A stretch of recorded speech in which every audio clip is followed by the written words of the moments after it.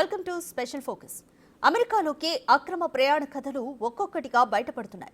తీవ్ర ప్రమాదకర పరిస్థితులను దాటుకుంటూ వెళ్లిన భారతీయులు ఇప్పుడు ఆ కష్టాల కలలను తలుచుకుంటున్నారు. అమెరికన్ డేంజర్ డ్రీమ్స్ ఎలా ఉంటాయో చెబుతున్నారు. వీటిలో అత్యంత ప్రమాదకరమైన డెరిన్ గ్యాప్ ప్రయాణం ఎంత భయంకరంగా ఉంటుందో గుర్తు చేసుకుంటున్నారు. అక్రమంగా అమెరికాలోకి ప్రవేశిస్తూ డాంకీ రూట్లలో వారు అనుభవించిన నరకాన్ని నెమరు వేసుకుంటున్నారు. ఇంతకీ భారతదేశానికి తిరిగి వచ్చిన వారి టెస్టిమోనీస్ చెబుతుందేంటి?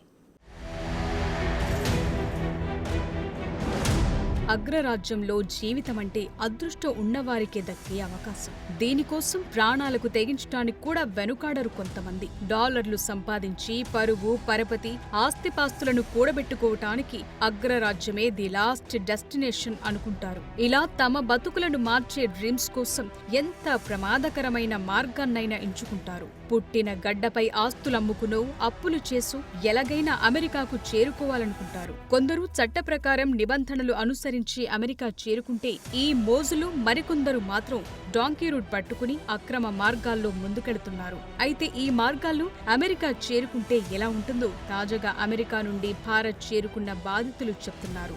అమెరికాలోకి అక్రమ ప్రయాణంలో తరచుగా అనేక దేశాల గుండా ప్రమాదకరమైన క్రాసింగ్లుంటాయి. వాటిలో కొలంబియా, పనామాలను కలిపే విశాలమైన రోడ్డు లేని అడవి మార్గం డేరియన్ గ్యాప్ కూడా ఉంటుంది. ఈ డాంకీ రూట్ ద్వారా అమెరికాలోకి ప్రవేశించే ప్రయత్నంలో పనామా, మెక్సికోలోని ప్రమాదకరమైన భూభాగాలను దాటడానికి లక్షలు చెల్లించాల్సి వస్తుంది. దక్షిణ సరిహద్దు నుండి యుఎస్లోకి 2 ప్రధాన అక్రమ ప్రవేశ మార్గాలున్నాయి. వాటిలో ఒకటి నేరుగా మెక్సికో ద్వారా ఉండగా మరొకటి అత్యంత ప్రమాదకరమైన డాంకీ రూట్ డేరియన్ గ్యాప్. ఇందులో అనేక దేశాలను దాటటం, దట్టమైన అడవులు, ఎత్తైన కొండలు, సముద్రాలతో సహా ప్రమాదకరమైన భూభాగాలను దాటుకుంటూ వెళ్లాల్సి ఉంటుంది. ఈ మార్గంలో వలసదారులు అమెరికా చేరుకోవటానికి ముందు విమానాలు, టాక్సీలు, కంటైనర్ ట్రక్కులు, బస్సులు, పడవల ద్వారా ప్రయాణం చేయాల్సి ఉంటుంది. ఇందులో Qatar, Brazil, Peru, Colombia, Panama, Nicaragua, మెక్సికోల నుండి కొనసాగుతుంది. ఇది ఎంత ప్రమాదకరమైందంటే మధ్యలో ఎప్పుడైనా ప్రాణాలు పోవచ్చు. ఇలా ఇప్పటికే వేలాది మంది ప్రాణాలు కోల్పోయారు. అయితే వారి శవాలు కూడా దొరకని విధంగా ఈ మార్గం డెడ్లీ రూట్ గా పేరు పొందింది. రీసెంట్ గా భారత్ చేరుకున్న అక్రమ వలసదారుల్లో ఒకరు తన అనుభవాన్ని చెప్తూ పనామా జంగిల్లో ఒకరు చనిపోవటం, సముద్రంలో మునిగిపోవటం తాను చూశానని చెప్పారు. తన ట్రావెల్ ఏజెంట్ తనను మొదట యూరప్ కు తీసుకెళ్తానని, ఆపై మెక్సికోకు తీసుకువెళతానని హామీ ఇవ్వగా తన డాలర్ డ్రీమ్స్ కోసం 42 లక్షలు వెచ్చించినట్లు చెప్పారు. ఇక ఈ మార్గంలో అన్నం దొరకటం మహా పండుగలా ఉండేదట.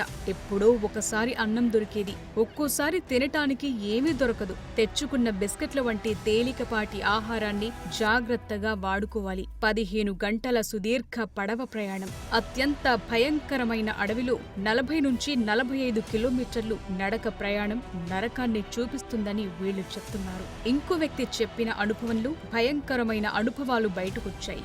ఈ వ్యక్తిని మొదట ఇటలీకి, ఆపై లాటిన్ అమెరికాకు తీసుకెళ్లారు. దారిలో ఆ వ్యక్తికి సంబంధించిన 35,000 రూపాయల విలువైన బట్టలు దొంగతనానికి గురయ్యాయి. అయినా వెనక్కు వెళ్లే ఛాన్సే ఉండదు. ప్రాణం పోయినా ముందుకే వెళ్లాలి. ఇక పంజాబ్లోని గురుదాస్పూర్ జిల్లాకు చెందిన 36 ఏళ్ల జస్పాల్ సింగ్ జనవరి 24న తనను అమెరికా సరిహద్దు గస్తీ బృందం బంధించిందని చెప్పారు. మాకు సంకెళ్లు వేసి ప్రయాణమంతా మా కాళ్లను బంధించారని అన్నారు.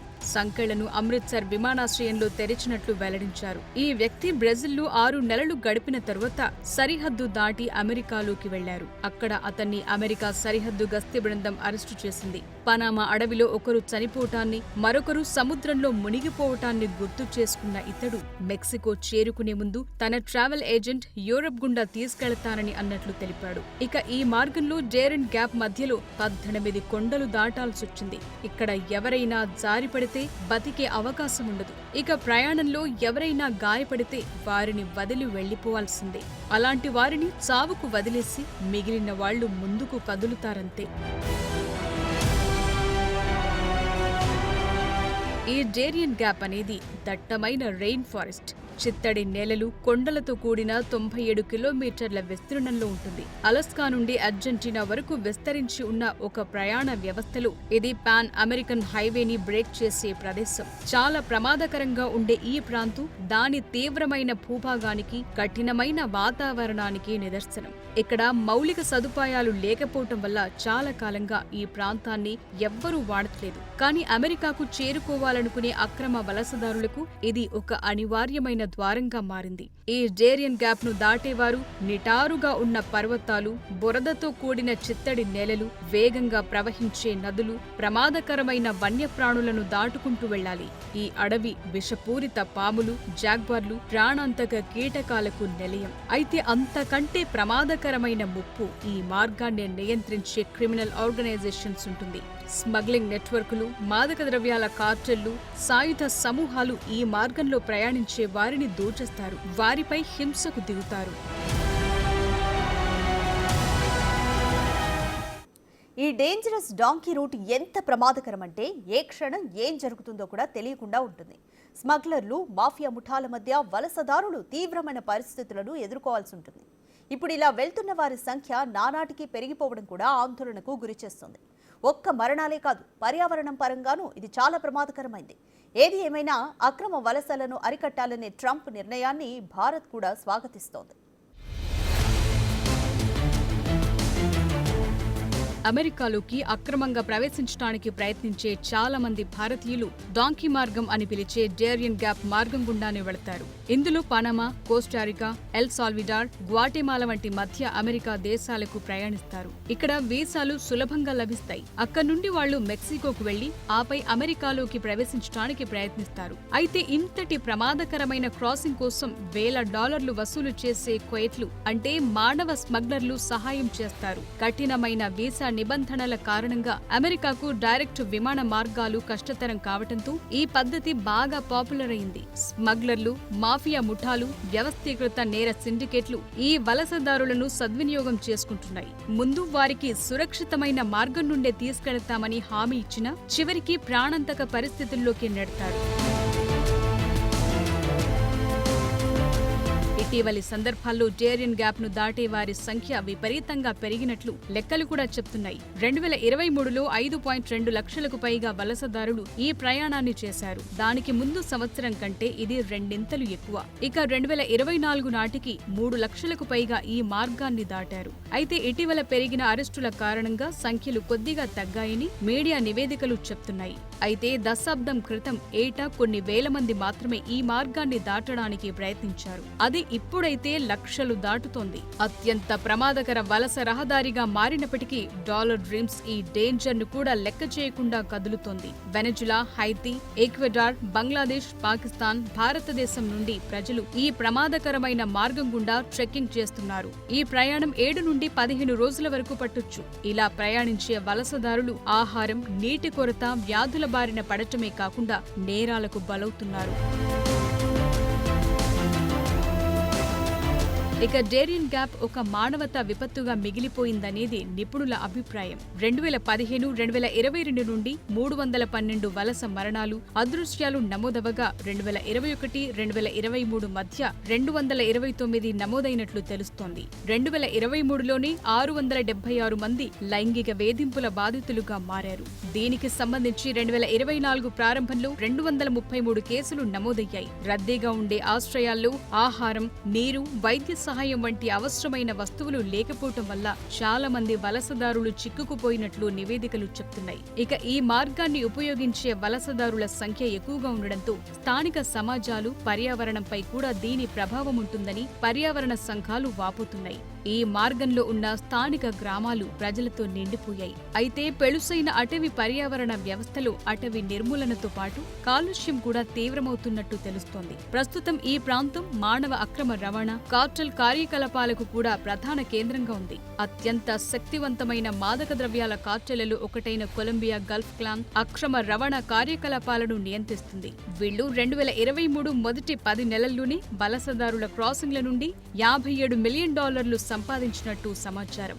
ఇప్పుడు ప్రెసిడెంట్ ట్రంప్ అమెరికా నుండి పలు దేశాలకు చెందిన వారితో పాటు భారత అక్రమ వలసదారులను కూడా వెనక్కు పంపించేస్తున్న తరుణంలో ఇకపై ఈ మార్గానికి రద్దీ తగ్గే అవకాశం ఉంది.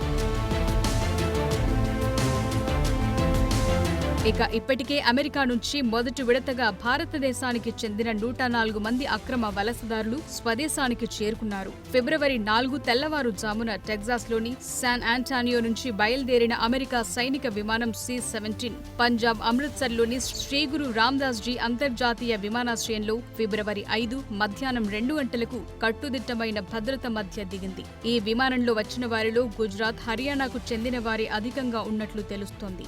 గుజరాత్, హర్యానాలకు చెందిన వారు 33 మంది చొప్పున ఉండగా పంజాబ్ రాష్ట్రానికి చెందిన 30 మంది, 3 మహారాష్ట్ర, 2 చండీగఢ్, ఉత్తరప్రదేశ్లకు చెందిన వారు ఉన్నట్లు సమాచారం. ఇక మొత్తం 104 మందిలో 25 మహిళలు, 12 మంది చిన్నారులు ఉండగా వీరిలో ఒకరి వయసు 4 ఏళ్లుగా తెలుస్తోంది. అలాగే వీరిలో 48 మంది 25 ఏళ్లలోపు వారి కావటం విశేషం. ఇక ఈ 104 మందిలో కొందరు అక్రమంగా అమెరికాలో ప్రవేశించిన వారు, మరికొందరు గడువు ముగిసినా అక్కడే ఉన్నవాళ్లున్నారు. ఇక అక్రమ వలసదారులను వెనక్కు పంపటాన్ని భారత్ ఇప్పటికే స్వాగతించింది. తాము ట్రంప్ చర్యలకు మద్దతిస్తున్నామని, అక్రమ వలసలు దేశ భద్రతకు ప్రమాదకరమని స్పష్టం చేసింది. అమెరికా నుంచి భారత్కు తిరిగొచ్చిన అక్రమ వలసదారులపై కేంద్ర ప్రభుత్వం సంచలన ప్రకటన చేసింది. విదేశాంగ శాఖ మంత్రి జైశంకర్ దీన్ని వెల్లడించారు. అమెరికాకు వాళ్లు అక్రమంగా ఎలా తరలి వెళ్లారు, ఏజెంట్లెవరు అనే విషయాలపై సమగ్ర దర్యాప్తు జరిపిస్తామని అన్నారు. విదేశాల్లో తమ పౌరులు చట్టవిరుద్ధంగా నివసిస్తున్నట్లు తేలితే వారిని స్వదేశానికి రప్పించుకోవాల్సిన బాధ్యత ఆయా దేశాలపైనే ఉంటుందని కూడా జైశంకర్ అన్నారు. స్వదేశానికొచ్చిన అక్రమ వలసదారులు అమెరికాకు ఎలా వెళ్లగలిగారనే విషయంపై ఆరా తీయటానికి అమెరికాతో కలిసి పనిచేస్తున్నామని, అక్కడి నుంచి సమగ్ర వివరాలను తెప్పించుకుంటున్నామని చెప్పారు. చట్టబద్ధంగా ఏ దేశానికైనా వెళ్లే హక్కు అందరికీ ఉందని, అక్రమంగా వలస వెళ్లాలనుకోవటం సరికాదని వ్యాఖ్యానించారు. ఎలాంటి డాక్యుమెంట్లు, అధికార పత్రాలు, వీసాలు లేకుండా అసలు వాళ్లు అమెరికాకు ఎలా వెళ్లారనే విషయంపై ఆరా తీయాలంటూ ఆదేశాలను జారీ చేసినట్లు జైశంకర్ తెలిపారు.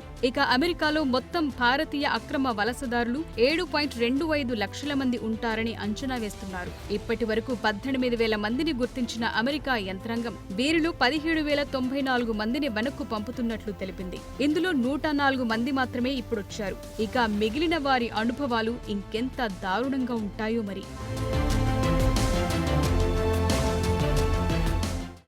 ఇది ఇవాల్టి special focus. Keep watching big TV.